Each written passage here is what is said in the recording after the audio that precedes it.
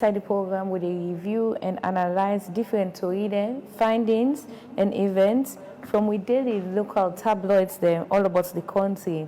Viewers, I want to be reminded say the views of the guests they're not all the views of AYV.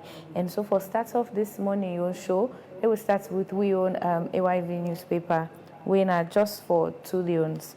On the front page of AYV newspaper this morning, we get King Ho can't have it both ways. Let's stick with allies.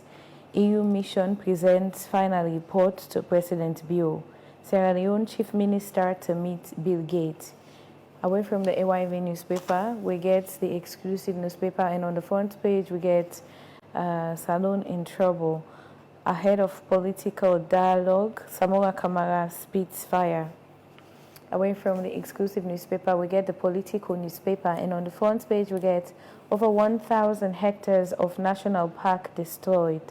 EU renews calls for detailed election results. First Lady urges fight against Kush. UNDP awards $300,000 grant to informal sector. Now, away from that, we get the Awoko newspaper, and on the front page, we get Slickard calls on IMF to cancel Sierra Leone's debt in support of President Bio's Feed Salon program. IMF Deputy MD emphasizes the crucial role of domestic resource mobilization for Africa's development. British international investment partners with Access Bank PLC to extend $60 million trade finance facility across 5 African countries. We do not take any stand for any party. What we do is what we observe. EU's chief elections observer. Away from the Awoko newspaper, we get the Standard Times newspaper, and on the front page we get 256.5 million loans for APC elected MPs. Jagaban donates. King Ho can't have it both ways. Let's stick with a rise. British international investment partners with Access Bank PLC to extend $60 million trade finance facility across 5 African countries.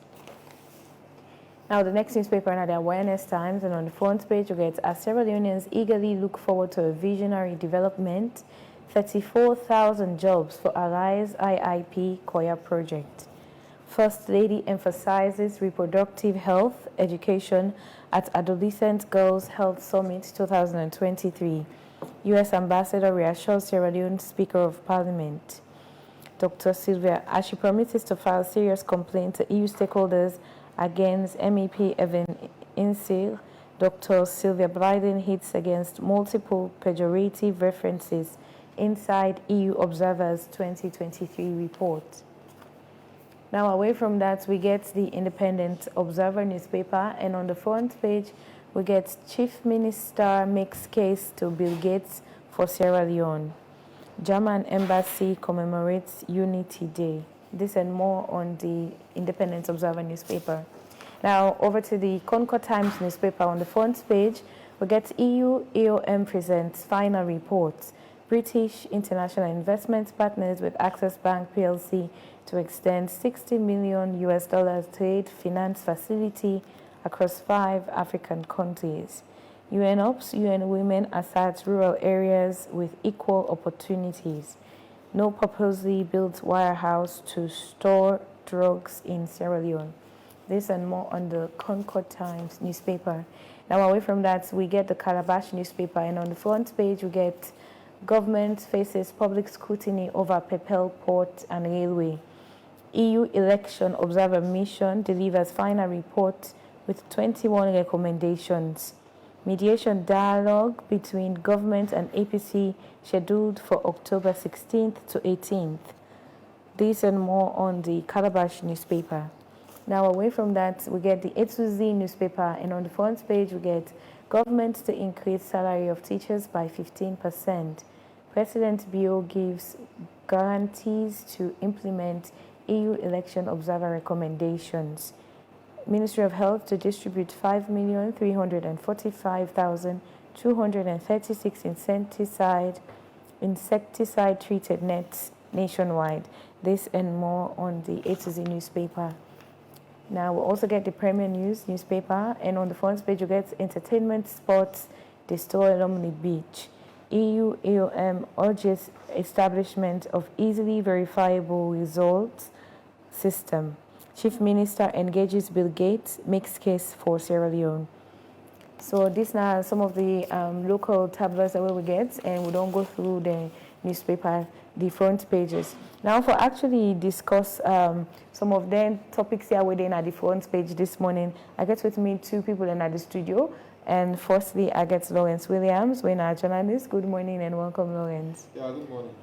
Same also, I get Khadija Jallo, we're a journalist. Good morning and welcome. Good morning, and thanks for having me. Of course, then say I go actually help we for Rob Motzba and some of the story they're waiting at the front page this morning. So across the front page this morning, one of the story the way they across each and every one, firstly in the EU mission, where they present the report to President Bio.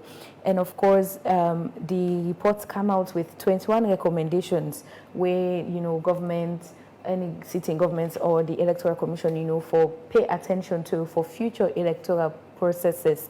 So, you know, we still get something, we don't go before because elections happen in June, we get the pronouncement in June, then we're at July, August, September, October, like third or fourth month. I'll start off with you, Khadija. It's hard like we go before and then we come back. So with the EU, their own observations, where they don't present already to the president, what do you make of her? Yes, and just like you say, somebody will say this should have been early because looking at what's they happen right now, of course, plenty of people where they watch we right now, or Sierra Leoneans them go hope for see the main opposition party, parliamentarians them for take their seats in parliament because when you talk about democracy, then you go one forget a strong opposition who side then go able for stand up to decision then we're not too good for the country instead of for just get somebody where they say I agree or I concord and go make them look like, you know, not for everybody then they talk. But again, like how you say, it's rather too late than never. Who knows, maybe some of them recommendations there also, if they look at them, we just don't go, I think, 3 months away from election. So they can still able for look at some of them. It's rather unfortunate that I'm not able to for like see the report or read through the report it. But I'm not go able for talk too deep, but then recommendation there because we don't know, I don't know the kind of recommendations and way they don't present to President Bio. But moving forward, I think if there are any positive recommendations, you know, in that report, then I think if they look at them and look at the election committee, reform committee, where His Excellency be talk about, where be the open parliament, the 6th parliament, then I think it will get with somewhere. Because this dialogue talk, it don't take too long. We don't know. Some party will tell you, say, probably now the government not ready yet, and some will tell you, say, now the opposition not great. But for me, I think Salon a small country, who say, where the government's ready, and the opposition say, they always say they're ready for dialogue, then I think if they can come together, then we might see the development that, you know, people want to see, or we still get some projects that are hanging. We still have some implementations that are not being done because people they afraid, some they even afraid for give some money to other organizations and maybe don't they implement them projects them because they take and say, I mean, they need to have all on board. So if we still just go back and forth, you know, back and forth, then it will lead us to nowhere. And we still just the grapple until we go to 1 year, which is, of course, now it's aggression as far as I'm concerned. Lawrence, you know, the EU, the final report, these are the final reports, because I remember them, they don't pull the preliminary reports and then just one after the elections conclude and now the final report. You know, among some of the recommendations where they make, in particular, the mission be considered, say, important for promote transparency so that they go able to help democracy for thrive.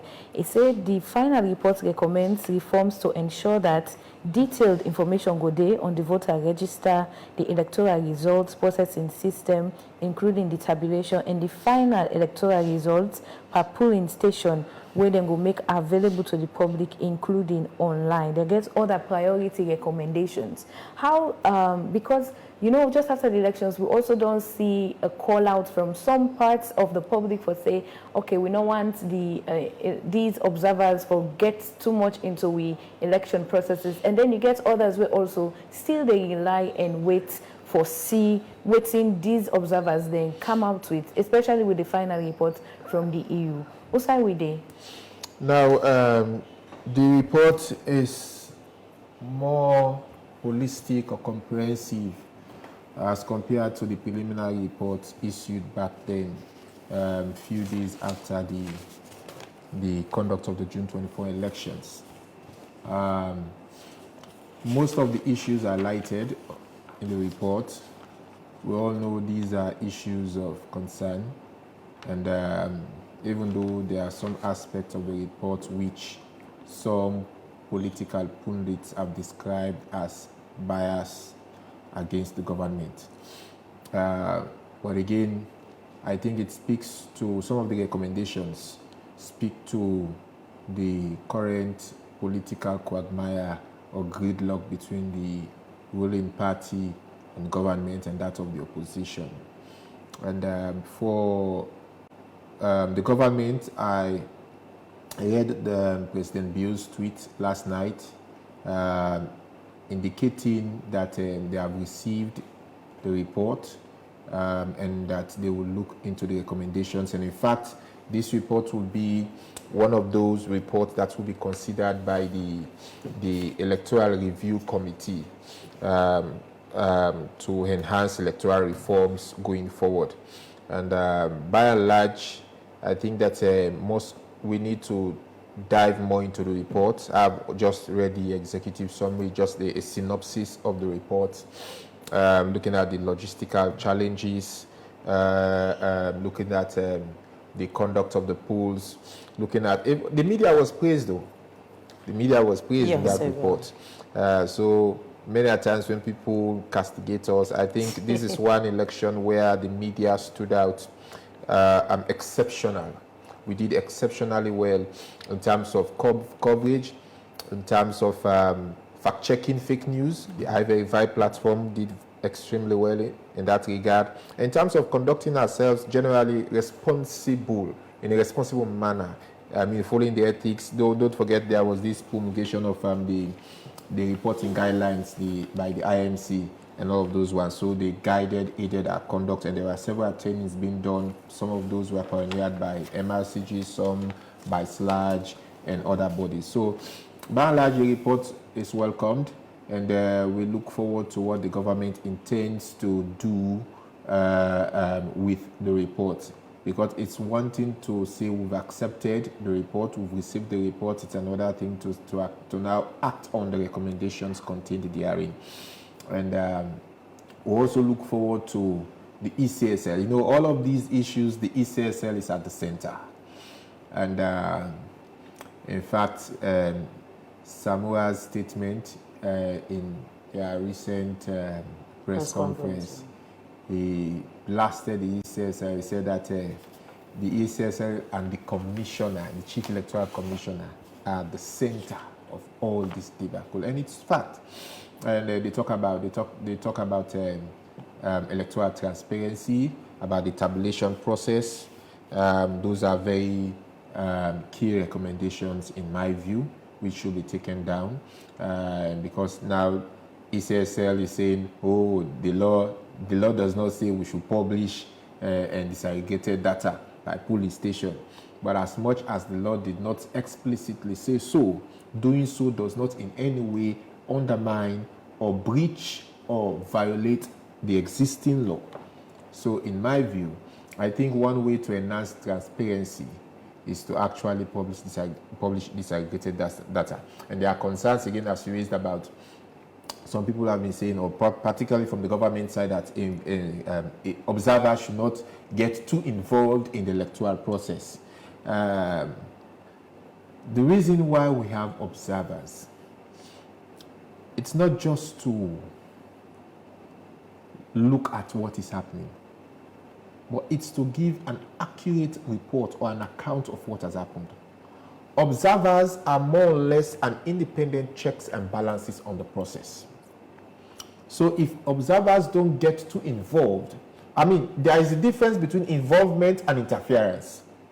We all would agree that observers should not interfere with the process, but they should get involved because they contribute to enhancing the credibility of the process. And when observers observed that the process was not credible, it tells on the image of the country. Some people have been bashing at new EU, Qatar Center and others, but they don't know the pressure President Bio is under right now. He is under immense pressure. They say all easy lies the head that bears the crown. President Bio, you know into the face. This election, we don't so. It's a big problem. So what's in some of that pressure there? Well, it is not for me to say here because some of those things, some of things that we or information that we obtain in confidence should not be, exposed. I will not want to breach the confidence of my sources, but President Bio is under immense pressure. And mind you, there is a strong insistence on the part of the international community, particularly the US, the EU, and others.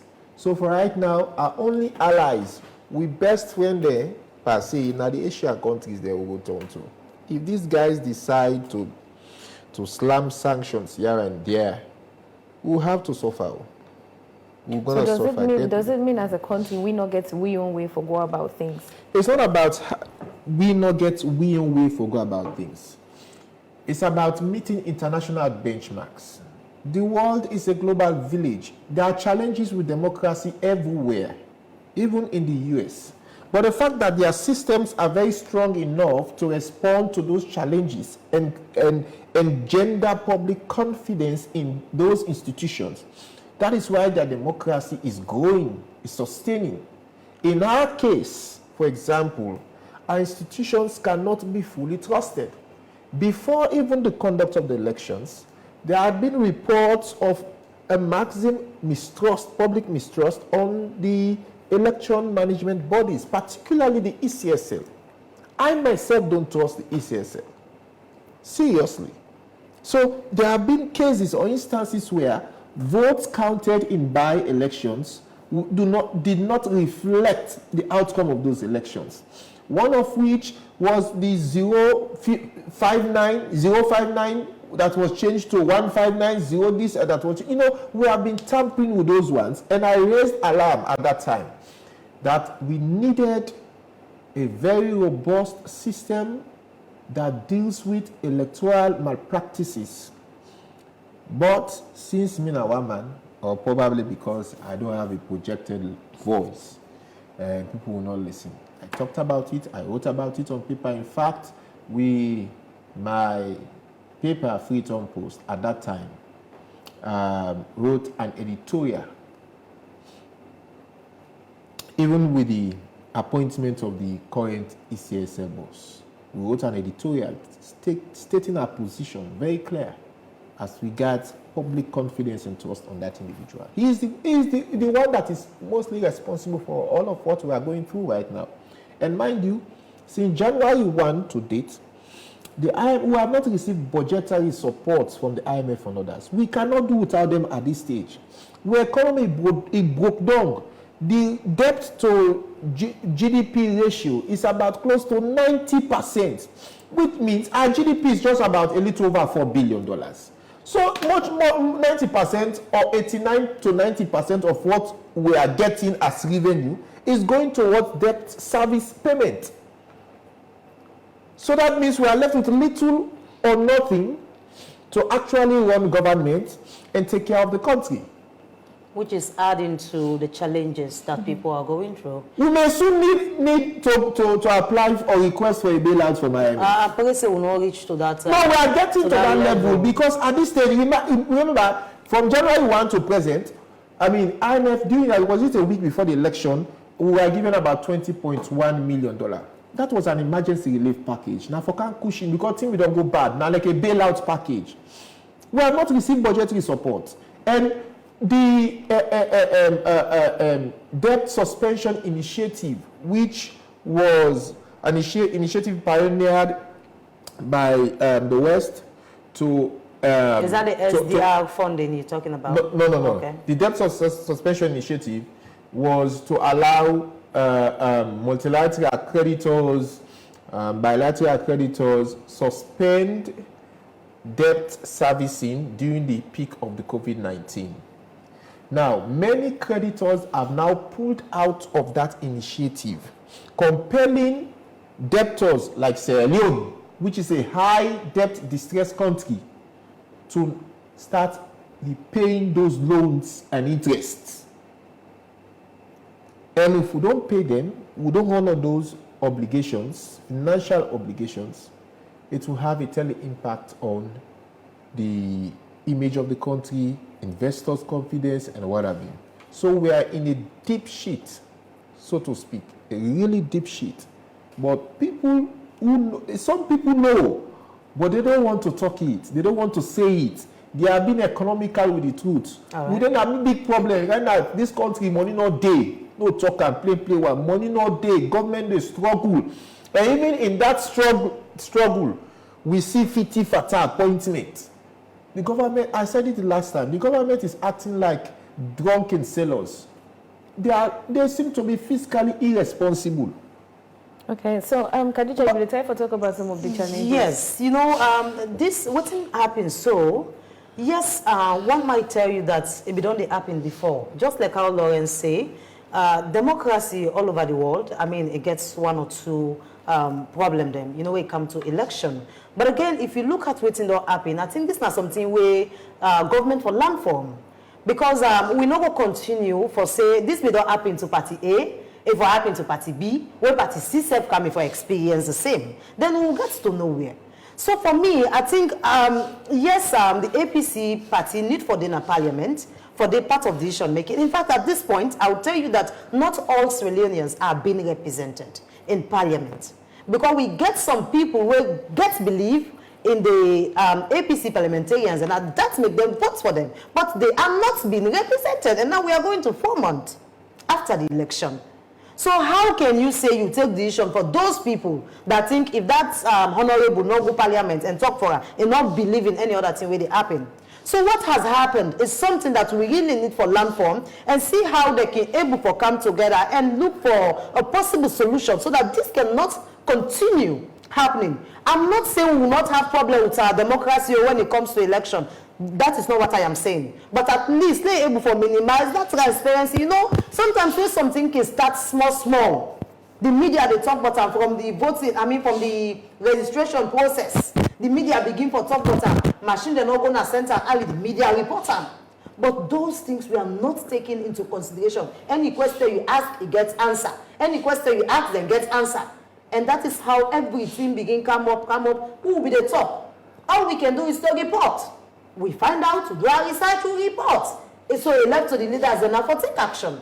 So now see who say we end up at the end of the day. So if these things are not looked into, I am telling you, we will continue to grumble. And the challenges will continue to soar up. And this is not good for a country like Sierra Leone, where they still grip or creep, if not so creep. You know, say me not to creep. But creep, man, they say they still creep for at least get to where we want to be. When you go to other countries, they will tell you, say, na Salon, you are the richest country. There's so many minerals, but can't Salon. It's all like when you see fine woman team up no more. Just check in habits. That is what is happening right now. And this is not good. So with the dialogue we're already scheduled for start on the 16th of October, you know, think say some of the issues and I think the way go able for be sorted out. Well, then go able for be sorted out, I'm very sure, but it depends if both parties want to take the right way.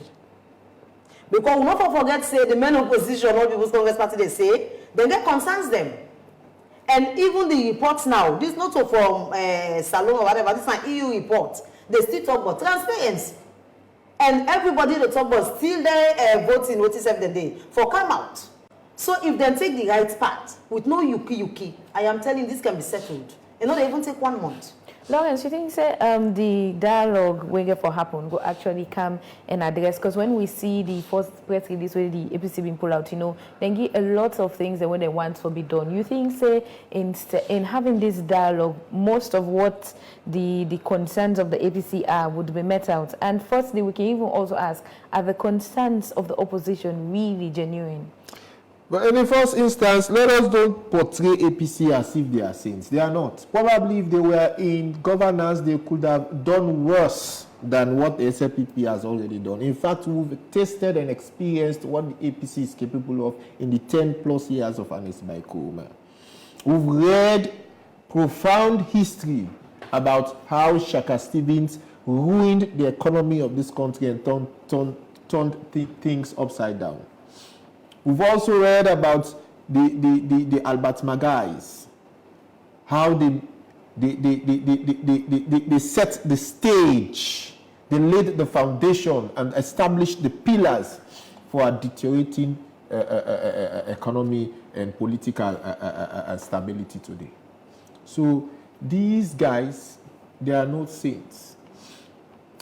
When there were issues in Parliament, it was more or less on representation, on the numbers.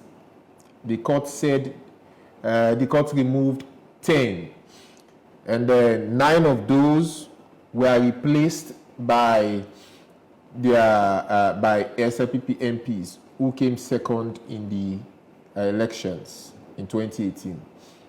The one constituency 110, I'm just trying to build the premise here, whose runners-up was an NGC candidate. The court declared a rerun of that election because the immediate successor was going to be an NGC candidate. We saw what happened, rerun, re-rerun, if we want to put it that way. That election was conducted 3 times. 2018, the actual election, it was rerun twice. We saw all what happened. So they had a problem with that, and especially the court. They accused the judiciary of being biased and manipulating justice. In 2015, they sacked the vice president, sitting vice president, hounded him from office. He went to the judiciary. The highest court ruled that it was legal. They celebrated that decision, acclaimed the judiciary as independent, autonomous, and fair.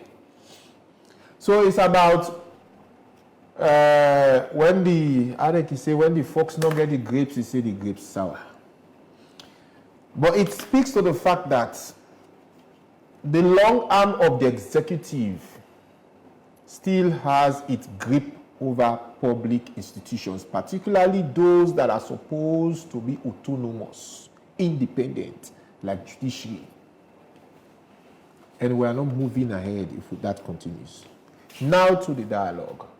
Look at all the demands of the APC. They want a cancellation, they want a rerun. That one, somebody this morning, when coming to work, while on the way, the bike man, they told me, say, hey, sir, I say, they don't come with a UN money for can conduct the election back. I say, what I tell you so? He said, then tell me. He was very insistent. He said, then tell me. I say, my friend, they are lying to you. They don't want to tell people the truth. The fact is, nobody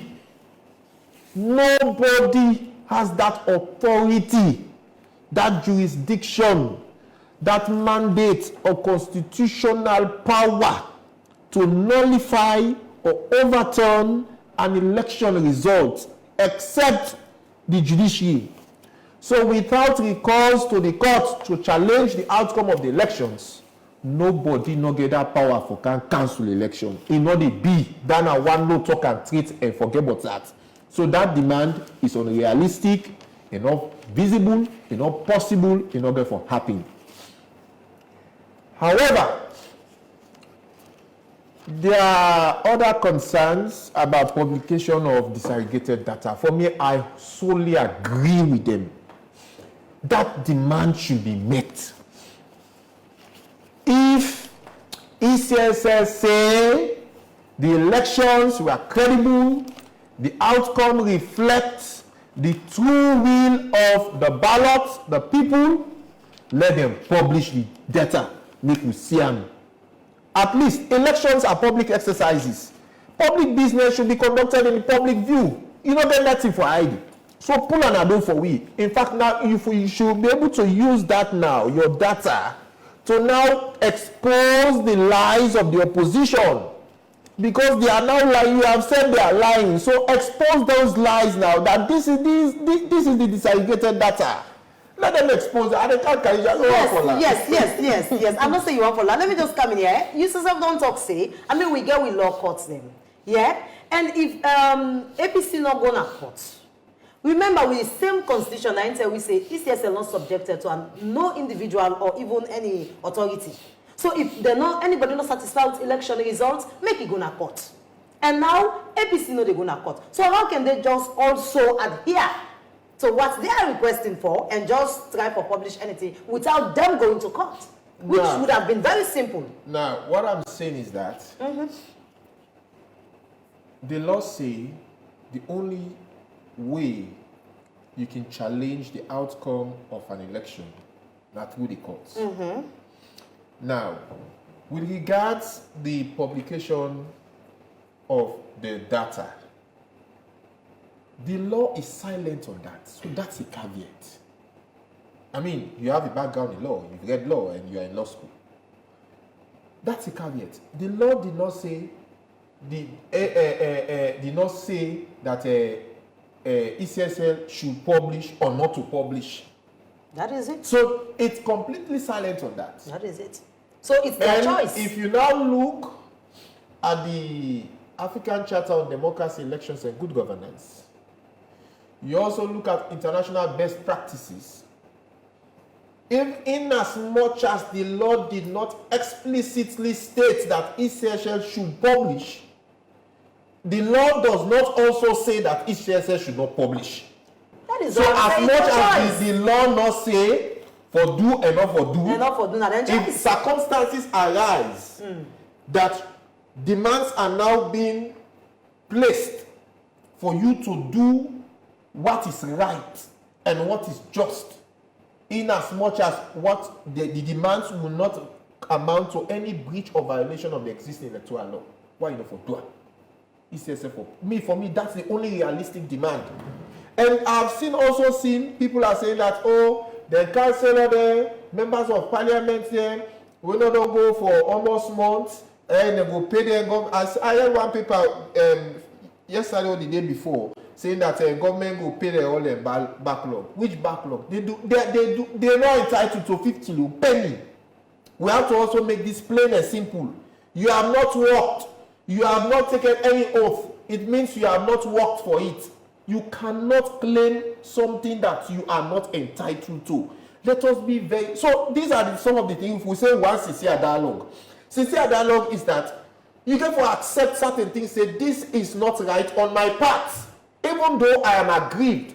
What brought us to this point? Now election confusion, now election dispute. You say let you remember they not go. Not a government tap them say they not come. Now you say let them not go. So if they not go, government not supposed to pay them. We not get money for give them. They have to make those things very plain. Let the people, let the supporters, let the fans, or let the members they understand them. You know, for claim something will not rightfully belong to you. That's why itself will amount to corruption. No, let them think there. So when people are misinforming people about this whole dialogue process, and the Peace Commission itself is not very, very fair to the people of this country, because they should be engaging the media, engaging the people on what the dialogue is about. What are the issues on the table to be discussed? They are not doing it. You know, Lawrence, when you talk about, we have to make people understand this. This is not a secret business. We need to make people understand this here. When you talk about dialogue, this sort of usa you go for can say, now so the law say. This is where you meet to agree or disagree to agree. Yeah. It depends on. There are certain things that could not be met. Yes, I know, and there are certain things because it was not a bastardization of the Constitution. What I am saying is we have an established law court. We have it. And of course, these law courts have been there, and of course, the APC have used the same law court, and the SLPP have used the same, other people have been using the same law court. Now, this is not the point where you can have someone say, okay, you have to prove that this is exactly the number of people that voted for me. That is law. You have to prove it in court. But now when you talk about dialogue, in fact, it's a choice. Okay, now so this happened, but no, we forget about this one, so no, move ahead. This not going to happen again. You agree and disagree, and then we'll meet at an agreed point. The danger is now. So it would have been better. What I'm saying is, I'm not in support of. No, I understand your point. Exactly. The thing now here is, if this case would have been in court, then I mean. Okay, let's take the court aside. Khadija, do you know the principal factor undermining democracy in countries in West Africa as we speak? You know why there are military overthrows in Burkina Faso and other places? Because of election. I am not electoral coups. I am responsible for the situation in West Africa, the decline or reversal of democracy. I am not disagreeing with you. So what my point is? My point is the law silent for now. It's not also. The law don't say Paupa is lesson for publish. Yeah, it's not. The law don't say Paupa is lesson for publish. That is a choice. Because the law is silent on it, therefore it is incumbent on ECSL. For the sake of transparency, in fact, that's a cardinal principle in election. Transparency and election accountability. The MCC, when it was formed during Bush in 10, Paula Dobriansky, I think, was the first this whole way they call about the MCC. That was the underlying factor for support country there for build the democracy through free, fair, accountable, and transparent elections. So now when they call most of them their money are when they call the IMF probably we could decide as citizens to now file petitions, engage, calling for debt cancellation. Tell me truth that they listen to we parental rubbish that way they happen. You see, one of the mandates or one of we work as media people is to make people understand what is happening. Now when you talk about dialogue with all them concerns indeed from the opposition party, one way goes to down the list, you wait and tell and say dialogue, they can't start. Oh, okay, well, they can't get another election. That means they don't agree. That is why I said. So I'm and I'm also not disagreeing with you. For saying they can't cancel election. I am not saying what the APC are asking for is not called for. That's not what I'm saying. That's what realistic demand. Good. That is what I'm saying. There are some concerns that are very, very genuine. Exactly. And if they don't look at them, I am telling you, we'll continue to have the same problem. So one of those concerns, in my view, that are realistic and genuine is the demand for publication of data. Well, that again is a choice. Must be made that again is not a mandate. To account. That again is not a mandate. That's the more reason, in fact, why we need. They don't account for the SSL published data. It's the choice. Listen. You want in for 5. We can say we can report for less power and then publish. This is not law. What I'm saying is it's a choice. For let peace scale, they will say, okay, no, we for transparency's sake. Now we don't see recommendation. Now you come to my point. Transparency. I told you I was disagreeing with credibility. You. Yes, transparency. How can you say, for example, you go take your picking report card. You picking a say fail, then you not see grade. No grade, not they just put say fail. Then you accept her. That is different. Anyway, I think this is just too much. That's what I am. Thank you very much, Lawrence and Khadija. We actually told all less we, and of course, we be able to address some of the concerns that were there before we this morning when we get to deal with the final report from the EU and same way to the dialogue process. I want to say thank you. So now this now also we will actually bring the curtain down for today's own show. You don't watch front page here on AYV channel 33 and same way so listen to we on the radio 101.7 FM. And so I want to say thank you again to me guests for waiting grace this show and plenty thank you to me producer the Edima Conte and Mohammed Lamid Banya and the rest of the technical team. My name is Elizabeth Momo.